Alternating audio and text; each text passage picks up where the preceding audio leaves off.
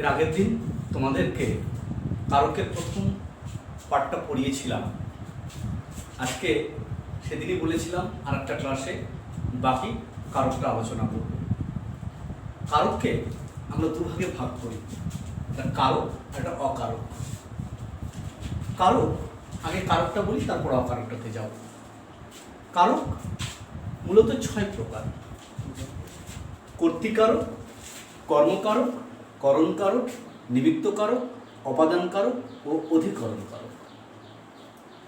আর অকারক পদ 2 প্রকার: সম্বন্ধ পদ আর সম্বোধন পদ।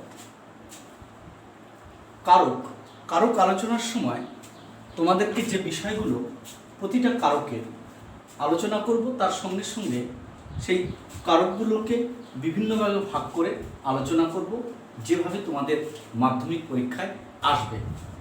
কারণ মাধ্যমিক পরীক্ষায় তোমাদের মূলত লিখতে হবে সংজ্ঞা। আমি বারবার বলেছি, আগের দিনও বলেছিলাম, এমসিকিউ এবং এসিকিউ এর ফরম্যাটে তোমাদের কোশ্চিনটা হবে।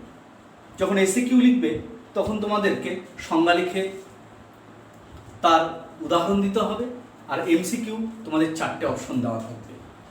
এবারে প্রথম আলোচনা কারকের কর্তৃকারক। কর্তৃকারক আমি এটা তোমাদের বোর্ডে লিখে দিয়েছি, যদি কেউ চাও তোমরা খাতায় লিখে নিয়ে পড়তে পারো। কর্তৃকারক আজকের আমি এটা মুছে দিলাম, সম্বন্ধ পদ ও সম্বোধন পদ নেক্সটে তোমাদের আবার আলোচনা করব, তখন আবার লিখব। কারকের একটা একটা করে কারক আলোচনা করব। কর্তৃকারক,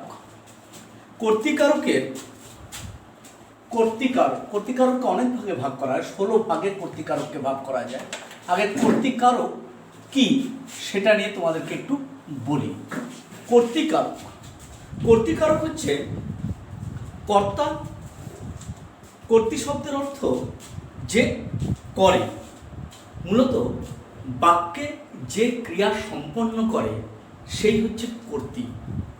যদি কর্তৃকারককে আমরা ব্যুৎপত্তিগত ভাগে ভাগ করি তাহলে কি দাঁড়ায় দেখো।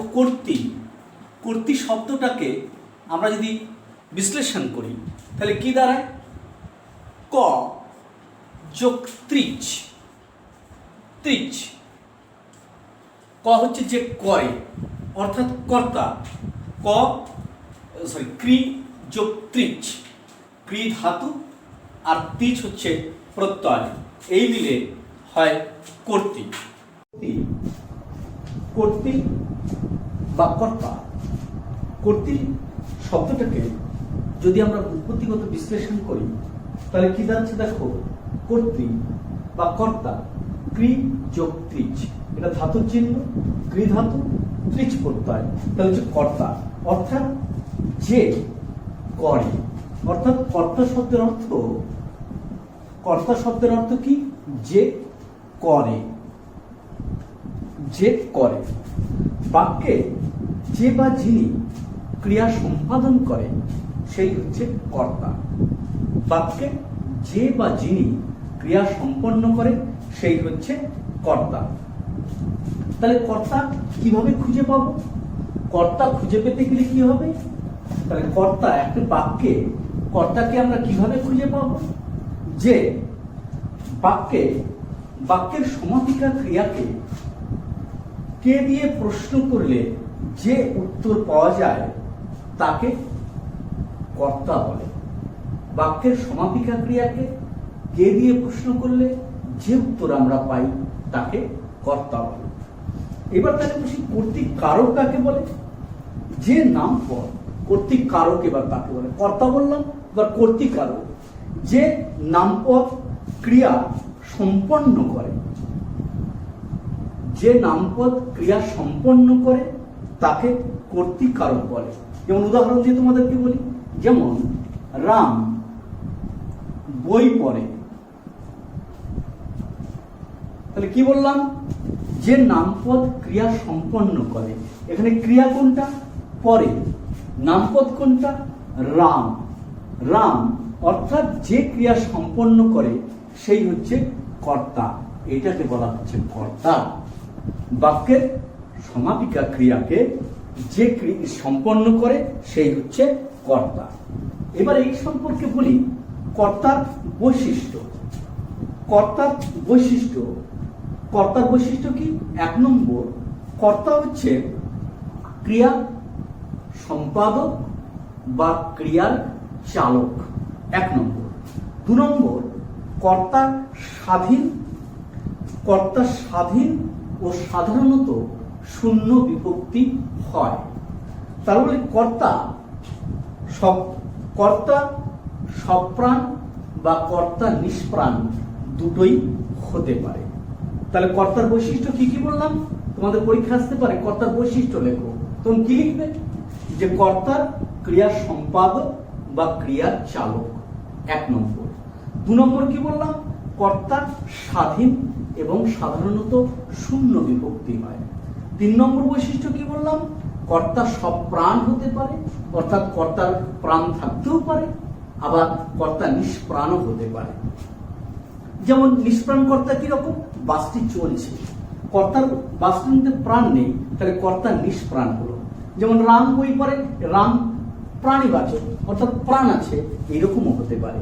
অর্থাৎ কর্তার 3টে বৈশিষ্ট্য তোমাদেরকে লিখতে হবে।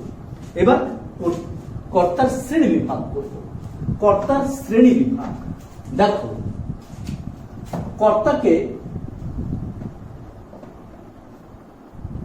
কর্তার শ্রেণী বিভাগ, কর্তা 16 ভাগে ভাগ করা যায়। আমি তোমাদেরকে যেগুলো ইম্পর্টেন্ট, মূলত যেগুলো পরীক্ষা আসে সেগুলো সম্পর্কে একটু ছোট ছোট করে বলে যাব। প্রযোজক কর্তা, প্রযোজক কর্তা, প্রযোজক কর্তা 1 নম্বর, প্রযোজক কর্তা। প্রযোজক কর্তা, প্রযোজক কর্তা কাকে বলছি? কর্তা যখন বাক্যের কর্তা যখন নিজে ক্রিয়া সম্পন্ন না করে অন্যকে দিয়ে করায়, তখন তাকে প্রযোজক কর্তা বলে।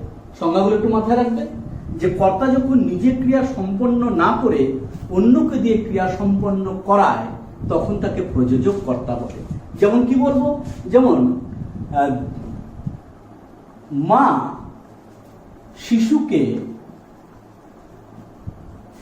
শিশুকে চাঁদ দেখায়।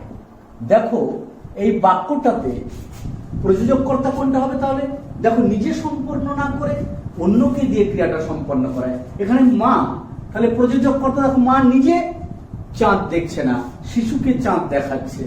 এখানে মা হচ্ছে প্রযোজক কর্তা, প্রযোজক কর্তা। তাহলে কি বললাম? বাক্যে নিজে না করে, নিজে ক্রিয়া সম্পন্ন না করে অন্যকে দিয়ে সম্পন্ন করায়, তাকে বলে প্রযোজক কর্তা।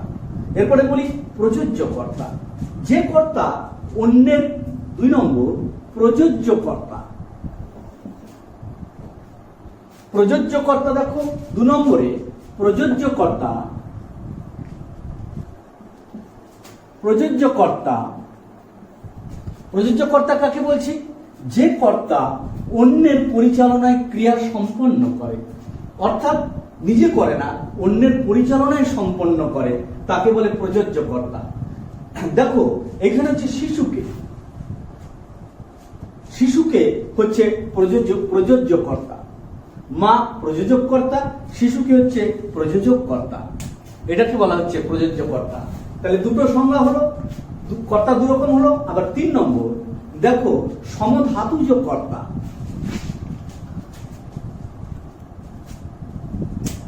দেখো সমধাতুজ কর্তা, সমধাতুজ অর্থাৎ কি কর্তা? বাক্যের কর্তা ও ক্রিয়া, বাক্যের কর্তা ও ক্রিয়া, দেখো কর্তা ও ক্রিয়া, বাক্যের কর্তা ও ক্রিয়া যদি একই ধাতু থেকে উৎপন্ন হয়, তাকে সমধাতুজ কর্তা বলে। বাক্যের কর্তা ও ক্রিয়া একই ধাতু থেকে যদি উৎপন্ন হয়, তাকে বলে সমধাতুজ কর্তা। কিরকম ব্যাপারটা দেখো, যেমন গায়ক গায়, গায়ক গায়, অর্থাৎ গায় ধাতুটাও, গায় ধাতু থেকেই এই গায়ক শব্দটা তৈরি হয়েছে।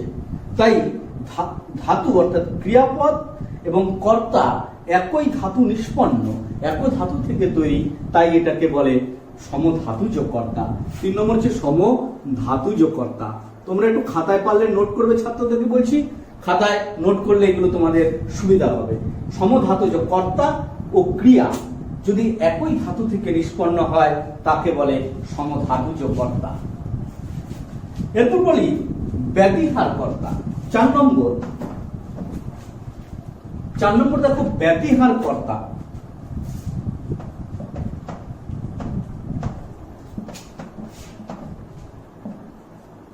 ব্যতিহার কর্তা যে দুটি কর্তার মধ্যে ক্রিয়ার বিনিময় বোঝাবে। দুটো একটা বাক্যে দুটো কর্তা থাকবে এবং দুটোই যদি পরস্পর ক্রিয়া বিনিময় করে তাকে বলে ব্যতিহার কর্তা। দুটো ক্রিয়া বিনিময় বোঝাবে।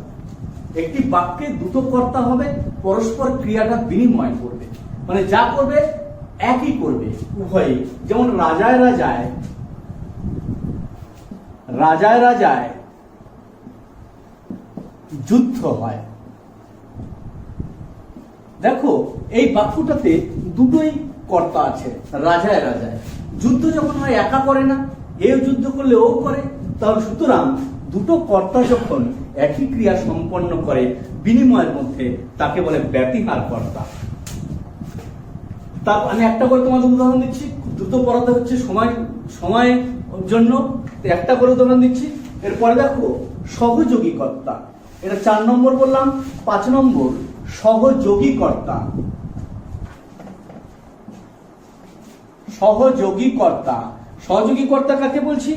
একটি বাক্যে একাধিক কর্তা, একটি বাক্যে অনেকগুলো কর্তা হবে এবং পরস্পরের সহযোগিতায় যখন একই ক্রিয়া সম্পন্ন করে। একটি বাক্যে অনেকগুলো কর্তা হবে এবং পরস্পরের সহযোগিতায় যদি একই ক্রিয়া সম্পন্ন করে তাকে বলে সহযোগী কর্তা। যেমন একটি বাক্যে একাধিক কর্তা থাকবে, যেমন রাম, রহিম ও কণিকা লুডো খেলছে। লুডো খেলছে।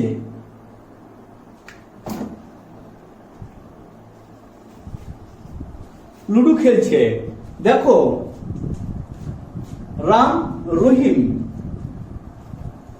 ও কণিকা সহযোগী, তিনজনে মিলে, বা এটাও বলতে পারো রাম ও রহিম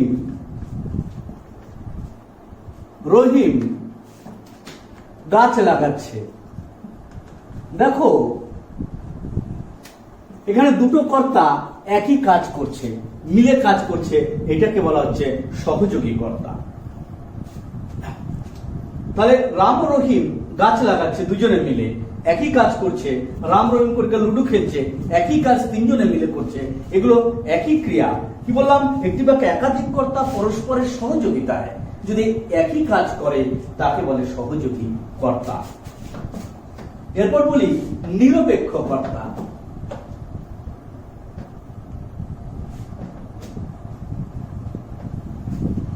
নিরপেক্ষ কর্তা, একটি বাক্যে দুটি ক্রিয়া থাকবে, সমাপিকা এবং অসমাপিকা ক্রিয়া। একটি বাক্যে দুটি কর্তা ক্রিয়া থাকবে, সমাপিকা ও অসমাপিকা ক্রিয়া। সমাপিকা ক্রিয়া এবং অসমাপিকা ক্রিয়া থাকলে অসমাপিকা ক্রিয়া কর্তাকে নিরপেক্ষ কর্তা বলে। একটি বাক্যে সমাপিকা ও অসমাপিকা ক্রিয়া আলাদাভাবে থাকলে অসমাপিকা ক্রিয়ার কর্তাকে নিরপেক্ষ কর্তা বলে। যেমন ধরো রাম পড়লেও শ্যামল পড়ল না। দেখো এখানে দুটো ক্রিয়াপদ আছে, একটা পড়লেও একটা পড়লো না। তাহলে দেখো এইটা অসমাপিকা ক্রিয়া। অসমাপিকা ক্রিয়া কাকে বলছি? যে ক্রিয়ার দ্বারা সম্পূর্ণতা প্রকাশ পায় না সেটাকে অসমাপিকা ক্রিয়া, আর যার দ্বারা সম্পূর্ণতা প্রকাশ পায় তাকে বলি সমাপিকা ক্রিয়া। তাহলে একটি বাক্যে দুটি ক্রিয়াপদ থাকলে অসমাপিকা ক্রিয়ার কর্তাকে নিরপেক্ষ কর্তা বলে, অর্থাৎ রাম হচ্ছে নিরপেক্ষ কর্তা। একটি বাক্যে দুটি ক্রিয়াপদ থাকলে সমাপিকা এবং অসমাপিকা ক্রিয়ার কর্তাকে নিরপেক্ষ কর্তা বলে।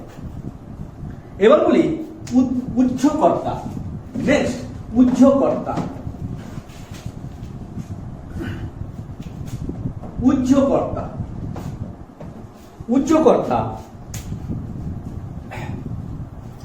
যে বাক্যে কর্তা যদি উহ্য থাকে, বাক্যে যদি কর্তা উহ্য থাকে, কর্তার উপস্থিত বোঝা যায় না, মূল অনুপস্থিত থাকে, তাকে বলে উচ্চকর্তা। অর্থাৎ বাক্যে কর্তা থাকবে না, কিন্তু মনে হবে একটা আছে কর্তা। যেমন ধরো,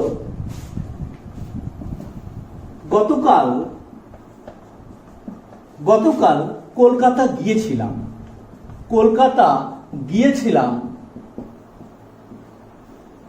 দেখো, গতকাল কলকাতা গিয়েছিলাম, কে গিয়েছিল? উচ্চ। তাহলে এখানে কে গিয়েছিল? গিয়েছিলাম বলতে ব্র্যাকেটে বোঝা যাচ্ছে আমি গিয়েছিলাম। তাহলে আমি কথাটা এখানে উচ্চ আছে, তাই কে বলা হচ্ছে উচ্চকর্তা। তারপরে দেখো উচ্চকর্তা। এরপরে বলি সাধনকর্তা।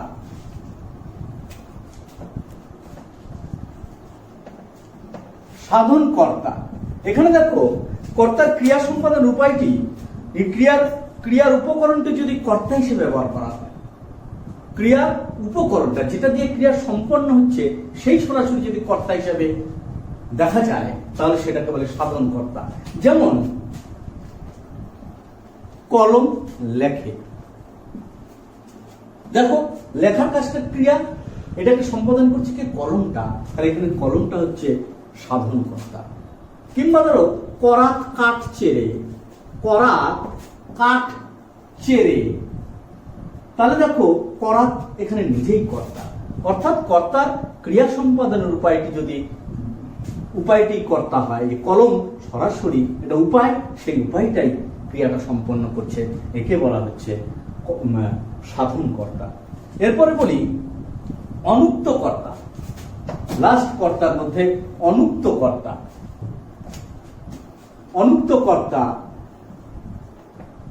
অনুক্তকর্তা এটাকে ভাববাচ্য কর্তাও বলে, অনেক সময় ভাববাচ্যের কর্তাও বলে,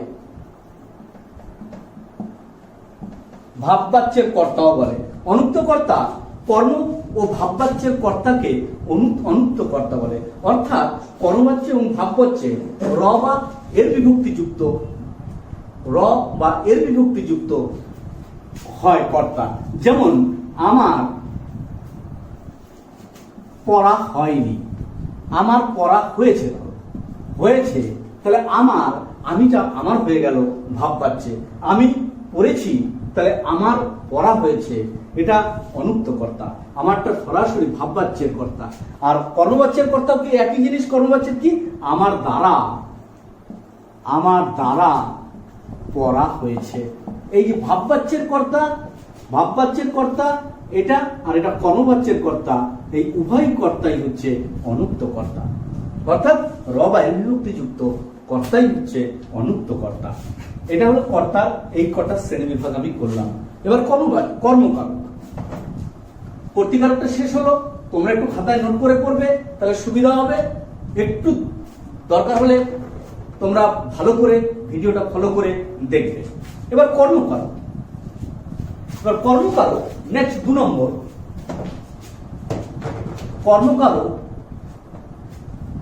কর্মকারক কাকে বলছি? যে কর্তা যাকে আশ্রয় করে ক্রিয়া সম্পন্ন করে। আমি সংজ্ঞাটা লিখে দিই তোমাদের। কর্তা যাকে আশ্রয় করে ক্রিয়া সম্পন্ন করে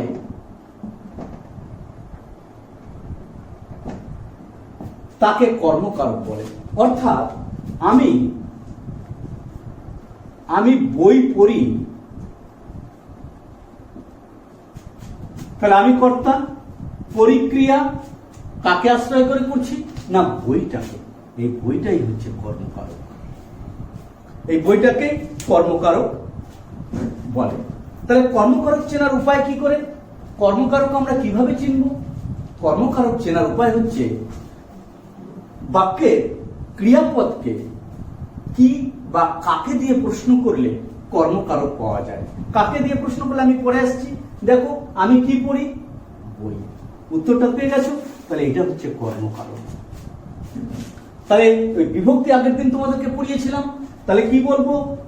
এটা কি হবে? তাহলে এটা উত্তর হবে কর্মকারকে। তাহলে বইয়ের সাথে কিছু যুক্ত নাই, তাহলে হবে কর্মকারকে শূন্য বিভক্তি। এটা কর্মকারক। এবার কর্মকারকের শ্রেণী বিভাগ। কর্মকারকের শ্রেণী বিভাগ। কর্মকারককে প্রথমে বলি, কর্মকারকে আমি তোমাদের 4টে বিষয় বলবো যেগুলো তোমাদের খুব ইম্পর্টেন্ট। কর্মকারকে 4টে বিষয় বলবো, যে কর্মকারকের মুখ্য কর্ম এবং গৌণ কর্ম। মুখ্য কর্ম, গৌণ কর্ম, তারপরে বলবো দ্বিকর্ম ক্রিয়া এবং সমধাতুজ কর্ম, উদ্দেশ্য কর্ম, বিধেয় কর্ম। দেখো কিরকম কর্ম। মুখ্য কর্ম, মুখ্য কর্ম, মুখ্য কর্ম কোনটাকে বলছি? মুখ্য কর্ম বাক্যে কর্মটি যদি অপ্রাণীবাচক হয়, অর্থাৎ তার প্রাণ থাকবে না, তাকে বলে মুখ্য কর্ম। যেমন আমি বই পড়ি, দেখো বইয়ের মধ্যে প্রাণ নেই, এটা হচ্ছে মুখ্য কর্ম। বাক্যের কর্মটি যদি অপ্রাণীবাচক হয় তাকে বলে মুখ্য কর্ম। আর গৌণ কর্ম কাকে বলি? গৌণ কর্ম বাক্যের কর্মটি যদি প্রাণীবাচক হয়, অর্থাৎ প্রাণ থাকে। যেমন মা বাবাকে ভাত দিচ্ছে, বাবাকে। কাকে ভাত দিচ্ছে? এর আগে বলেছিলাম তোমাদেরকে, কি বা কাকে দিয়ে প্রশ্ন করলে কর্মকারক পাওয়া যায়। তাহলে গৌণ কর্ম, মা বাবাকে ভাত দিচ্ছে, এই বাবাকে হচ্ছে গৌণ কর্ম। আর মুখ্য গৌণ কর্ম আর মুখ্য কর্ম কি হচ্ছে? ভাত। এটা হচ্ছে মুখ্য, এটা হচ্ছে গৌণ। একটি বাক্যে আমি দুটো কর্মই তোমাদের দেখালাম।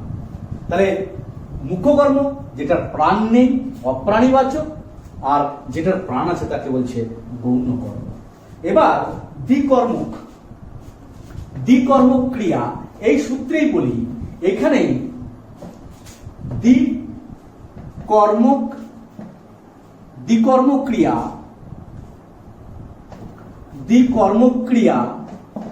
দেখো দ্বিকর্ম ক্রিয়া, যে সমাপিকা ক্রিয়ার দুটি কর্ম থাকে, সমাপিকা ক্রিয়াটা দুটো কর্ম থাকবে, তাকে দ্বিকর্ম ক্রিয়া বলে। যেমন দিদি ভাইকে অঙ্ক করাচ্ছে, অঙ্ক করায়। দেখো দিদি এখানে কর্তা, সমাপিকা ক্রিয়া করায়, যে সমাপিকা ক্রিয়া দুটি কর্ম থাকে, অর্থাৎ মুখ্য কর্ম এবং গৌণ কর্ম, এই একটা কর্ম আর এই একটা কর্ম, তাকে বলে দ্বিকর্ম ক্রিয়া। এই যে দেখো এটার প্রাণ নাই, এটা হচ্ছে মুখ্য কর্ম, এটা হচ্ছে গৌণ কর্ম। যে সমাপিকা ক্রিয়ার দুটি কর্ম থাকে, এই একটা কর্ম, এই একটা কর্ম, মুখ্য কর্ম, গৌণ কর্ম, এবং এটা হচ্ছে সমাপিকা ক্রিয়া। যে সমাপিকা ক্রিয়া দুটি কর্ম থাকে তাকে বলে দ্বিকর্ম ক্রিয়া। ঠিক আছে, বুঝতে পারছো? এবার দেখো সমধাতুজ কর্ম। এবার এর আগে আমি সমধাতুজ কর্তা পড়েছিলাম, এবার সমধাতুজ কর্ম ওই একই রকম নিয়ম। সমধাতুজ কর্ম, ক্রিয়াপদ এবং কর্ম যদি একই ধাতু থেকে উৎপন্ন হয় তাকে বলে সমধাতুজ কর্ম। ক্রিয়াপদ ও কর্ম, যেমন সে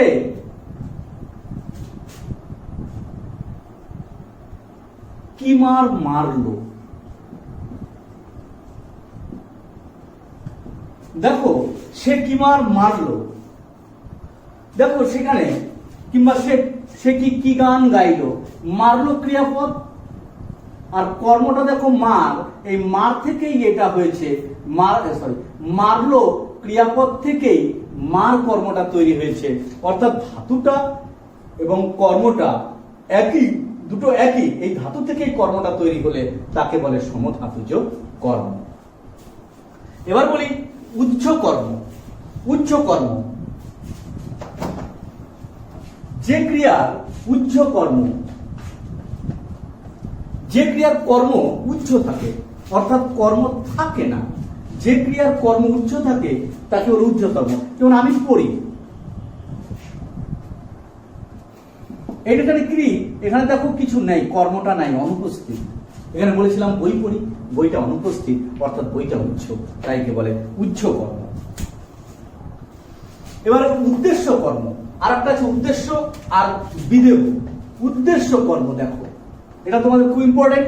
উদ্দেশ্য কর্ম, কোন কোন ক্রিয়াপদের কর্ম পরিপূরক হিসেবে অন্য পদ ব্যবহৃত হলে, কোন কোন বাক্যে ক্রিয়াপদের পরিপূরক হিসেবে অন্য পদ ব্যবহৃত হলে তাকে বলে উদ্দেশ্য কর্ম।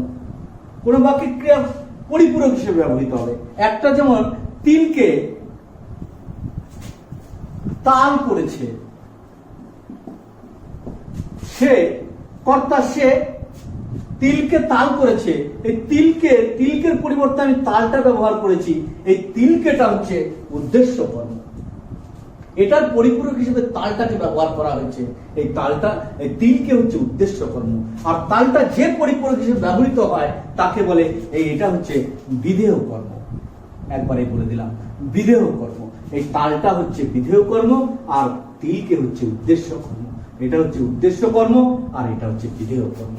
যেটা যার পরিবর্তে ব্যবহৃত উদ্দেশ্য আর যেটা ব্যবহৃত হয় তাকে বলে বিধেয় কর্ম। এবার বলি কর্মের বিবসা। কর্মের বিবসা, কর্মপদটি, একটি বাক্যে কর্মপদটি দুবার ব্যবহৃত হলে, বিবসা মানে ডবল, দুবার ব্যবহৃত হলে, এই বাক্যে কর্মপদটি যদি দুবার ব্যবহৃত হয় তাকে বলে কর্মের বিবসা। যেমন সে, এটা বলে কর্মের প্রতিটারই বিবসা আছে, কর্মের বিবসা, বিবসা হচ্ছে শব্দ ডবল, বাক্যের কর্মটি যদি দুবার ব্যবহৃত হয় তাকে বলে কর্মের বিবসা। যেমন সে বই বই করছে, বই বই করছে, এই যে বই দেখো দুবার ব্যবহার করলাম, দুবার ব্যবহার, এটাকে বলে কর্মের বিবসা। কর্ম কারকটা এখানেই শেষ হলো। এবারে করণ কারক।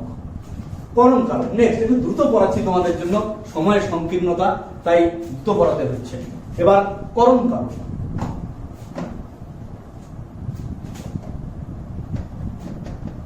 করণ কারক, করণ কারক ভাগগুলো হচ্ছে একটু প্রচুর, অনেকগুলো ভাগ, তাই একটু সময় বেশি লাগছে। করণ কারক, তাহলে করণ কারক হচ্ছে বাক্যের কর্তা যার দ্বারা ক্রিয়া সম্পন্ন করে। এতক্ষণ কে ক্রিয়া করলো, কি করলো, এবার বাক্যের কর্তা যার দ্বারা ক্রিয়া সম্পন্ন করে তাকে করণ কারক বলে। বাক্যের কর্তা, কর্তা ধরো আমি চশমায় দেখি, তোমরা আমার চশমাটা দেখতে পাচ্ছ, দেখো আমি চশমায় দেখি, চশমায় দেখি, দেখো আমি কর্তা, আমি ক্রিয়াটা সম্পন্ন করছি, দেখাটা ক্রিয়া, তাহলে ক্রিয়াটা সম্পন্ন করছি কিভাবে, চশমায়। অর্থাৎ এই চশমাটা হচ্ছে করণ কারক, মানে কর্তা যার দ্বারা ক্রিয়াটা সম্পন্ন করে তাকে করণ কারক বলে। একটা উদাহরণ দিই, আমি কলমে লিখি, এই যে কলমে লিখছি, কলম, তাহলে কলমের দ্বারা লিখি। তাহলে কিভাবে কিভাবে করণ কারককে চেনাবো, চেনা যাবে কি করে না, করণ কারককে চেনা যাবে ক্রিয়াপদকে, সমাপিকা ক্রিয়াকে কিসের দ্বারা দিয়ে প্রশ্ন করলে করণ কারক পাওয়া যাবে, করণ কারক পাওয়া যাবে। করণ কারকের শ্রেণীবিভাগটা একটু আলোচনা করি, দুই চারটা বলবো, এখান থেকে অনেকগুলো আছে, লক্ষণাত্মক, সমধাতুজকরণ, যন্ত্রাত্মক, উপায়াত্মক, বিভিন্ন করণ আছে, ছোট ছোট করে তোমাদেরকে বলে যাই। করণ কারকের বিভিন্ন ভাগ আছে, একটু একটু করে আমি আর লিখলাম না, সময় লাগছে। যন্ত্রাত্মক কারণ, বাক্যের ক্রিয়া সম্পাদনের উপায়টি যদি যন্ত্র হয় বা ইন্দ্রিয় গ্রাহ্য হয়, তাহলে যদি আমি দেখতে পারি, ইন্দ্রিয় গ্রাহ্য মানে চোখের সাহায্যে দেখতে পাই বা স্পর্শ করতে, ইন্দ্রিয় আমাদের পঞ্চ ইন্দ্রিয়ের কোনো একটা দ্বারা যদি সেটি অনুভব করতে পারি, তারপরে যন্ত্রাত্মক কারণ। যন্ত্র, যেমন যন্ত্র দিয়ে, যেমন কি বলবো, যেমন বটিতে হাত কেটেছে, বটি কাটা যন্ত্র, বটিতে হাত কেটেছে, আমি দেখতে পাচ্ছি এটাকে যন্ত্রাত্মক কারণ। যেটার দ্বারা আমি বাক্যের ক্রিয়া সম্পন্ন উপায়টি ইন্দ্রিয় গ্রাহ্য, অত বটি দেখা যায়, অর্থাৎ আমি চোখ দিয়ে সেটাকে দেখতে পাই, সেটাকে বলা হচ্ছে যন্ত্রাত্মক কারণ। উপায়াত্মক কারণ, যেটা উপায়ে বোঝা যাবে, উপায় অর্থাৎ ক্রিয়া সম্পাদন উপায়টি ইন্দ্রিয় গ্রাহ্য না হলে, আমি যদি সেটা দেখতে না পাই, সেটাকে উপায়াত্মক কারণ। যেমন সে দুঃখে দুঃখে কেঁদে ফেললো, দেখো দুঃখটা দেখা যায় না, হ্যাঁ, আমি যেমন এখানে বটিতে হাত কেটেছে, বটিটা দেখতে পাই কিন্তু দুঃখটাকে দেখা যায় না, এই দুঃখের দ্বারা কেঁদে ফেললো, হ্যাঁ দুঃখে কেঁদে ফেললো। ঘৃণায় তাকে অবজ্ঞা করলাম, ঘৃণাটা দেখা যায় না। অর্থাৎ ক্রিয়া সম্পাদন উপায়টি যদি ইন্দ্রিয়গ্রাহ্য হয় যন্ত্রাত্মক, আর ইন্দ্রিয়গ্রাহ্য না হলে উপায়াত্মক কারণ বলে। এবার কি সমধাতুজ কারণ। বাক্যের ক্রিয়া সম্পাদনের উপায়টি যদি ধাতু থেকে নিষ্পন্ন হয়, ক্রিয়া ও করণ একই ধাতু থেকে নিষ্পন্ন হয়, তাকে বলে সমধাতুজ করণ। যেমন কি বাঁধনে বেঁধেছ, কি বাঁধনে বেঁধেছ। দেখো বেঁধেছ কর্তার ক্রিয়া বাঁধন, আর বেঁধেছ বাঁধনটা হচ্ছে ক্রিয়াপদ, এই ক্রিয়া থেকে এই করণটা তৈরি হয়েছে, এই জন্য এটাকে বলা হচ্ছে সমধাতুজ করণ।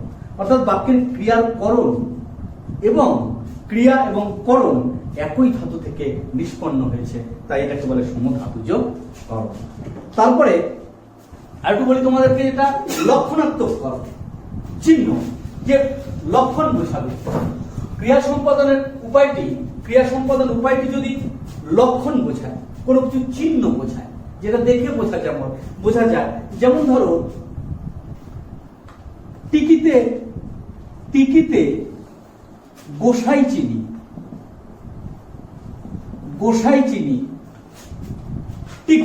টিকি যাদের আছে তাকে গোসাই, টিকিটার লক্ষণ। কিংবা পৈতায় বামুন চিনি,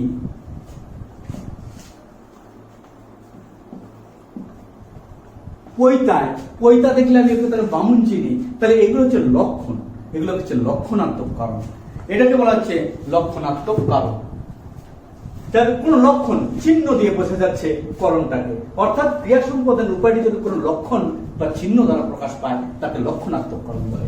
এবার করণের বিবসা, অর্থাৎ আবার ডবল করণের বিবসা কি বলছি, বাক্যের করণটি বারবার ব্যবহার করলে বা দুবার ব্যবহার করলে তাকে করণের বিবসা বলে। যেমন চোখে চোখে কথা নয় বন্ধু, চোখে কথা নয় বন্ধু। এই দেখো চোখের দ্বারা কথা ডবল হয়েছে। কিংবা ফুলে ভরে গেছে, ভরে গেছে, দেখো দুবার ফুলের দ্বারা দুবার ভরে গেছে, তাহলে এটাকে বলা হচ্ছে করণের বিবসা। এবার চলে যাই অপাদান নিমিত্ত কারক। নেক্সট কারক নিমিত্ত কারক কাকে বলছি, কোনো কিছুর জন্য বা দান করা অর্থে ক্রিয়া সম্পাদিত হলে তাকে নিমিত্ত কারক বলে। নিমিত্ত কারক আমাদের বাংলায় সংস্কৃতে নিমিত্ত কারক ছিল না। এই প্রশ্নটা তোমরা কোনো জায়গায় পাবে, দেখবে কোন কারক সংস্কৃতে ছিল না, বাংলায় এসছে। তাহলে নিমিত্ত কারক দেখো, নিমিত্ত কারক সংস্কৃতে ছিল না। সংস্কৃতে এই কারকের নাম ছিল সম্প্রদান কারক, কিন্তু বাংলায় সম্প্রদান বলে কিছু নেই, নিমিত্ত কারক আছে। নিমিত্ত কারকের সংজ্ঞাটা কি বলবো, কোনো কিছুর জন্য বা দান করা অর্থে ক্রিয়া সম্পন্ন হলে তাকে নিমিত্ত কারক বলে। কোনো কিছুর জন্য বা দান করা, কিরকম একটা উদাহরণ দিই। যেমন ধরো সকলের তরে সকলে আমরা। দেখো সকলের জন্য সকলে আমরা, একে বলে নিমিত্ত কারণ। আবার দান করা অর্থে কি, যেমন অন্ধজনে দেহ আলো। দেখো অন্ধজনকে তুমি আলো দাও, অর্থাৎ চোখ দাও, অর্থাৎ তাকে অন্ধজনকে চক্ষু দান করে, অর্থাৎ দান একবারে দান করো, এই অর্থেও নিমিত্ত কারক হয়। অর্থাৎ কোনো কিছুর জন্য বা দান করা অর্থে ক্রিয়া সম্পন্ন হলে তাকে নিমিত্ত কারক বলে। নিমিত্ত কারকের আর কোনো ভাগ নেই, তাই নিমিত্ত কারক এখানে শেষ করলাম। এবার অপাদান কারক।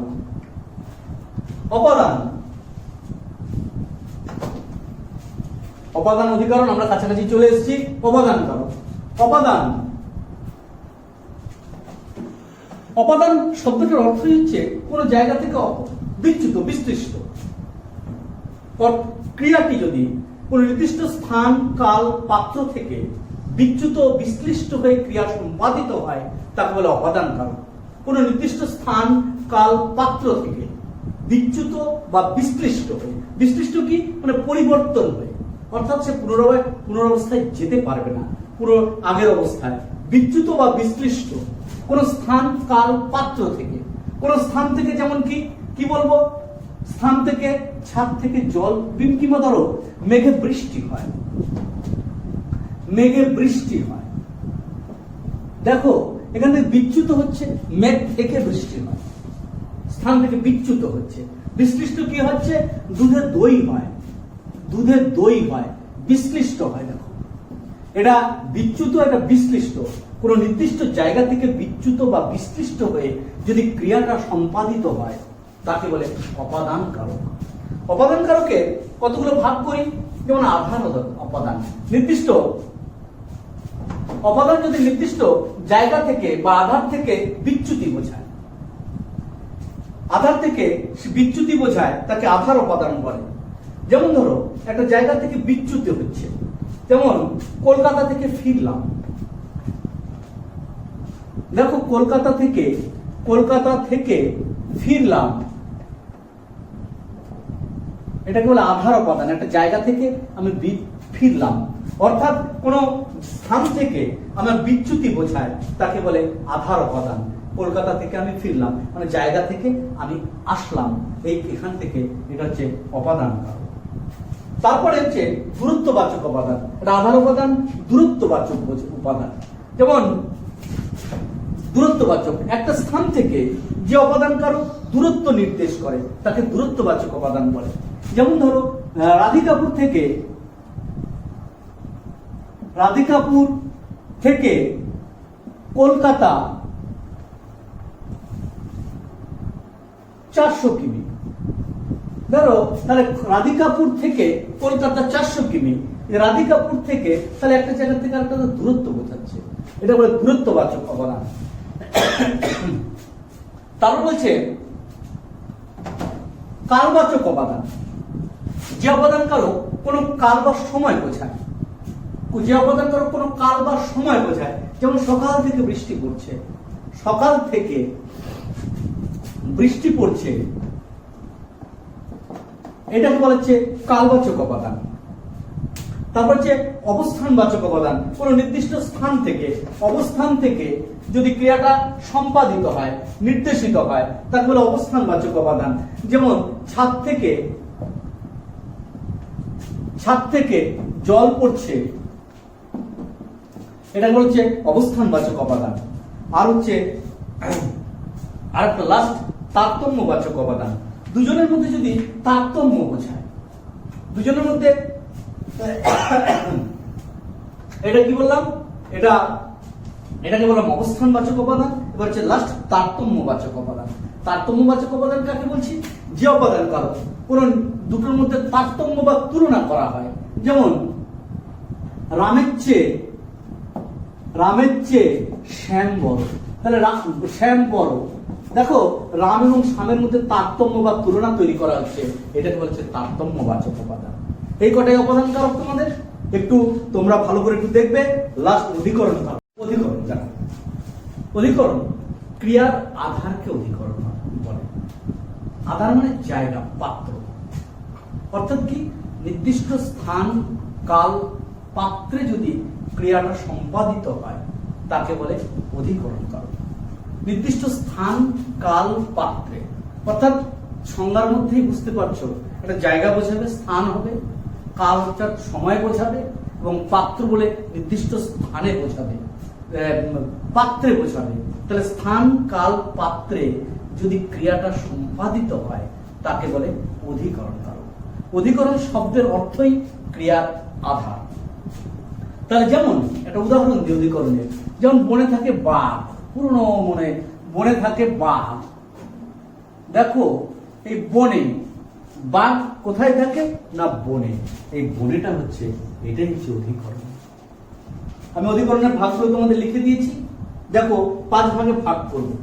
অধিকরণের ভাগগুলো যেমন আধার অধিকরণ, ক্রিয়া সম্পাদনটা যদি নির্দিষ্ট আধারে সম্পাদিত হয় তাকে আধার অধিকরণ বলে।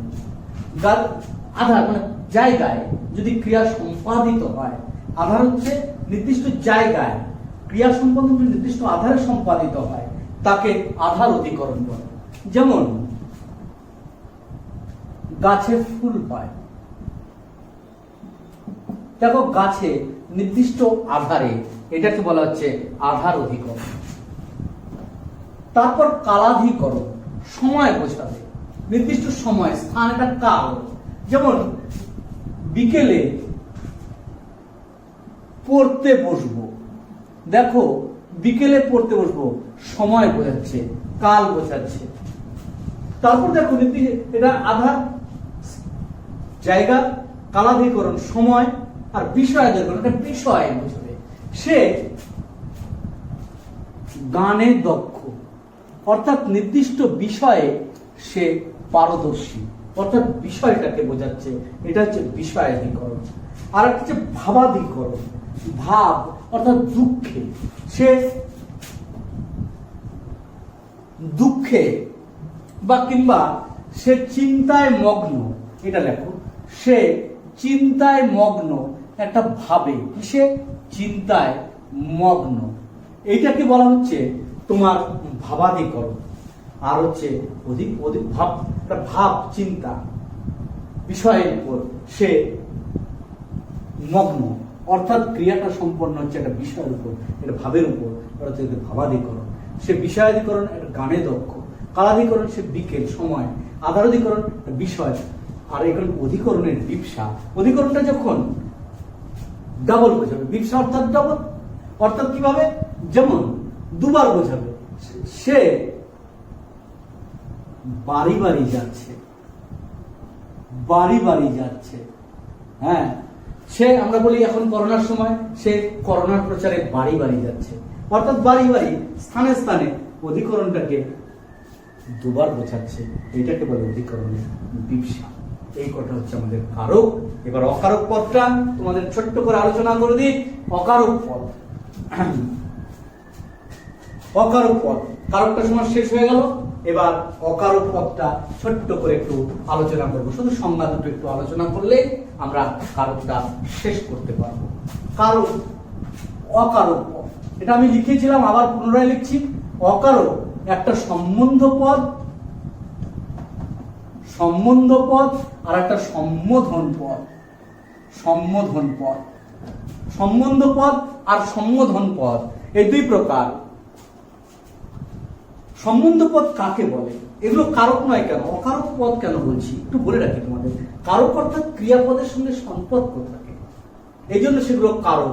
আর অকারক, এগুলো ক্রিয়াপদের সঙ্গে সম্পর্ক না থেকে বাক্যের অন্যান্য পদের সঙ্গে সম্পর্ক থাকে, তাই এদেরকে অকারক পদ বলে। এরা সরাসরি ক্রিয়াপদের সঙ্গে সম্পর্ক না থেকে বাক্যের অন্যান্য পদের সঙ্গে সম্পর্ক থাকে, তাই এদেরকে অকারক পদ বলে। তাই এই জন্য অকারক পদ, অকারক পদ বলি, সম্বন্ধ পদ বলে। মানে বাক্যের এগুলোকে সম্বন্ধ পদ বলছে, বাক্যের অন্তর্গত পদগুলির সঙ্গে সমাক্রিয়া,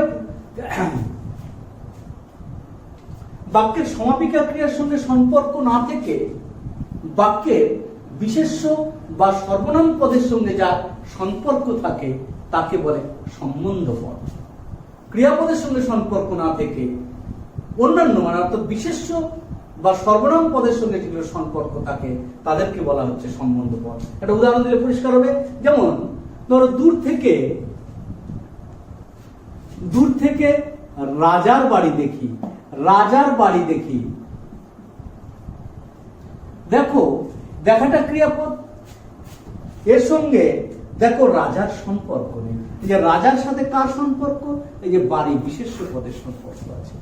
আমি রাজার বাড়ি দেখি, আমার রাজার সাথে কিন্তু সরাসরি কোনো সম্পর্ক নেই, অর্থাৎ বাড়ির সাথে শুধু সম্পর্ক। বাড়ি সম্পর্ক কার সঙ্গে, রাজার সঙ্গে। এই রাজার বাড়ি দেখি, এই রাজারটা হচ্ছে সম্বন্ধ পদ, রাজার সাথে দেখার সম্পর্ক নেই, এই জন্য সম্বন্ধ পদ কারক নয়।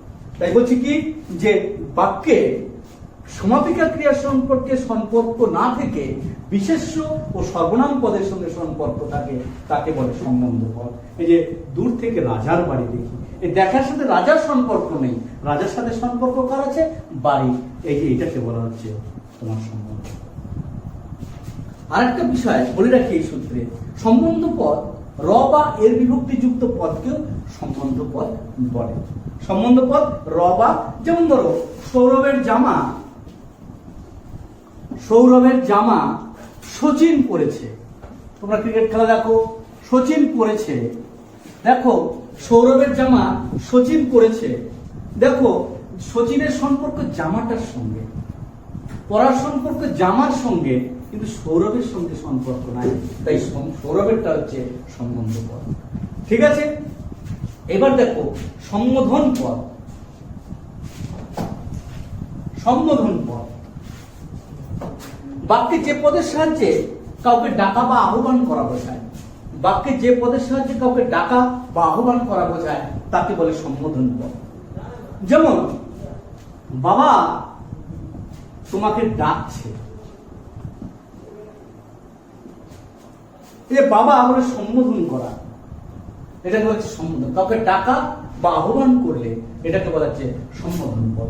আর সম্বোধন পদে সবসময় শূন্য বিভক্তি হয়, এটা মাথায় রাখবে। সম্বোধন পদ যেমন দাদা কটা বাজে, এই যে কটা বাজে, দেখো বাজের সাথে দাদার সম্পর্ক নেই, দাদা বলে আমি জাস্ট সম্বোধন করলাম, এইগুলোকে বলা হচ্ছে সম্বোধন পদ। এই কারকটা এখানে শেষ হলো। তোমরা তাহলে সম্বন্ধ আরেকটু বলে রাখি, কারকটা শেষ করলাম, লাস্ট একটা বলি সম্বন্ধ পদ কারক নয় কেন, কারণ সম্বোধন পদের সঙ্গে ক্রিয়াপদের সরাসরি সম্পর্ক থাকে না, তাই সম্বোধন পদকে কারক বলা হয় না, এটা অকারক পর্যায়ে অন্তর্ভুক্ত। তাহলে তোমাদের ক্লাস 10-এর কারকটা দুদিন আমি শেষ করলাম, এরপরে তোমাদেরকে পড়াবো আমি, পরে আরেকদিন সুযোগ হলে তোমাদেরকে আমি সমাসটা পড়াবো। ধন্যবাদ, ভালো থাকবে, সুস্থ থাকো, বাড়িতে থাকো, সাবধানে থাকো। আর তোমরা এই ইউটিউব চ্যানেলে, এসএফআই উত্তর দিনাজপুর ডিস্ট্রিক্ট ইউটিউব চ্যানেলে তোমরা এগুলো ফলো করো। আরো ভালো অভিজ্ঞ শিক্ষক তোমাদের বিভিন্ন বিষয়ে পাঠদান করবে, এগুলো ফলো করলে তোমরা আশা করি তোমাদের উপকার হবে এবং আমাদের পরিশ্রমটাও সার্থক হবে। আর এই ছাত্র এসএফআই যে এই কঠিন কষ্টসাধ্য কাজটা করছে তাদেরকে আন্তরিকভাবে আমার পক্ষ থেকে ধন্যবাদ জানাচ্ছি।